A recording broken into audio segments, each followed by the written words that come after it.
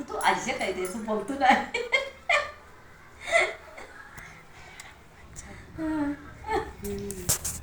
हमरे ससुर जी के ऊंची अटरिया, हमरे ससुर जी के ऊंची अटरिया की लाल सुगना हो लाल सुगना लईगा चोरवा चोराई की लाल सुगना चोरवा लईगा चोराई की लाल सुगना.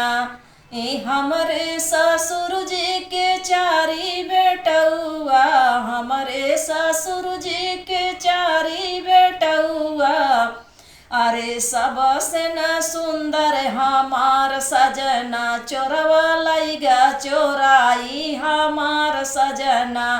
चोरवा लईगा चोराई हमार सजना चोरवा लईगा चोराई हमार सजना.